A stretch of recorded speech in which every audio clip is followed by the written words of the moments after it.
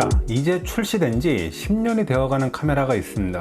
당시 출고가가 무려 349만 원이나 되었던 거금의 똑딱이. 출시 당시에는 상상 속에서는 존재했을 초호화 카메라다 라고 극찬을 아끼지 않았던 카메라가 있었습니다. 바로 2012년도 출시된 풀프레임 컴팩트 똑딱이 디카 소니의 RX1입니다. 네, 좀 오글거리네요.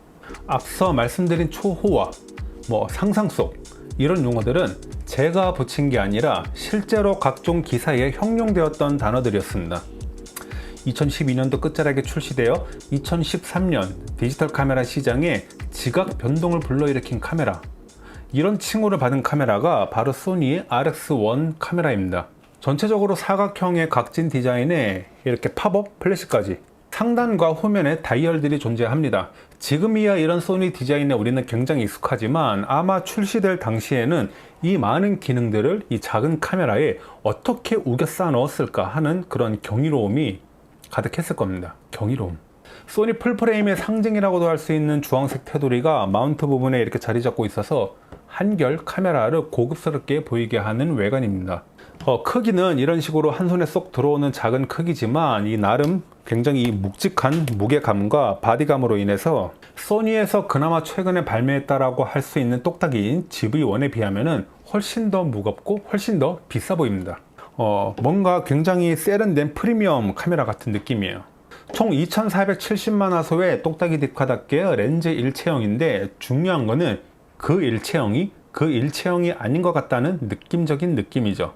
흔히 똑딱이 디카의 일체형은 이런 식으로 내가 전원을 켜는 순간 렌즈가 앞으로 튀어나오면서 마치 시계에서 부엉이 튀어나오듯이 그렇게 튀어나오는 게 정상인데, 얘는 그것보다는 그냥 이 렌즈를 여기다 마운트 시켜가지고 본드로 접착을 해놓은 느낌이에요.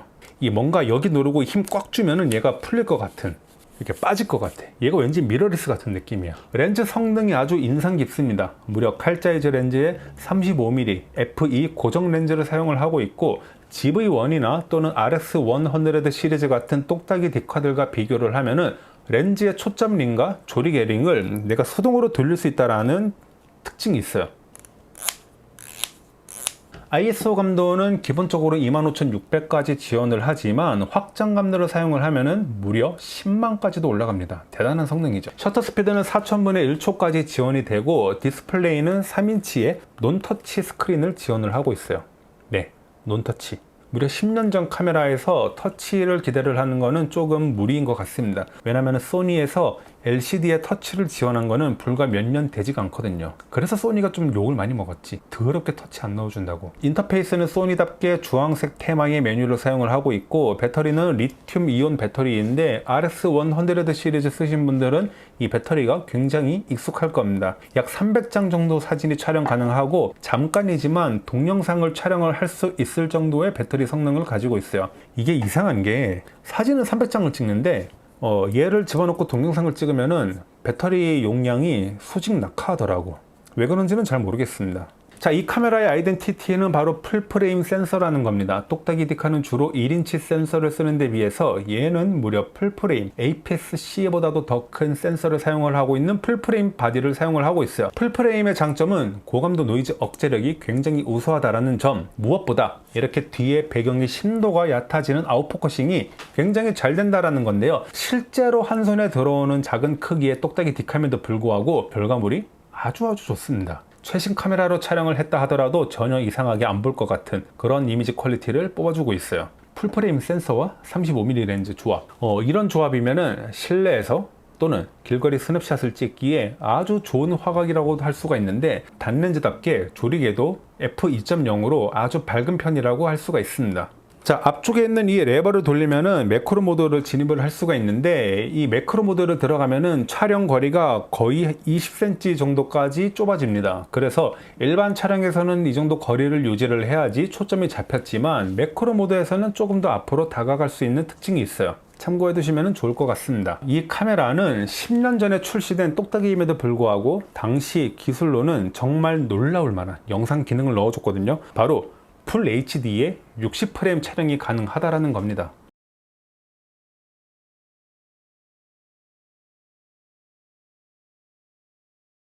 FHD에 60프레임.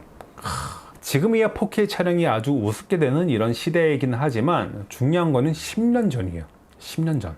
다이나믹 레인지가 그렇게 좋지 않기 때문에 사실 이 컬러가 좀 단조롭다거나 하이라이트가 좀 잘 날아간다거나 하는 취약점들은 분명히 존재하고 있지만 그래도 풀프레임 센서답게 기본적인 퀄리티가 있기 때문에 이렇게 뒤에 배경을 잘 날려가면서 풀 HD급 영상을 촬영을 할 수가 있습니다. 더 놀라운 거는 저 진짜 놀랐는데 여기 측면에 마이크 단자가 있어요.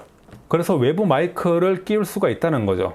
물론 액정이 고정 방식이라 따로 브이로그나 셀피를 촬영을 할 수는 없지만 그래도 풀프레임 센서가 주는 특유의 깔끔한 영상 촬영이 가능하다는 점은 충분히 눈여겨볼 만한 사실인 것 같습니다. 실제로 얘를 사용하다 보니까 드는 생각은 최신 센서 탑재에 4K 촬영이 가능한 그런 모델로 얘 후속작이 나와주면은 그때는 진짜 말 그대로 카메라 시장에 지각 변동이 일어날 것 같아요.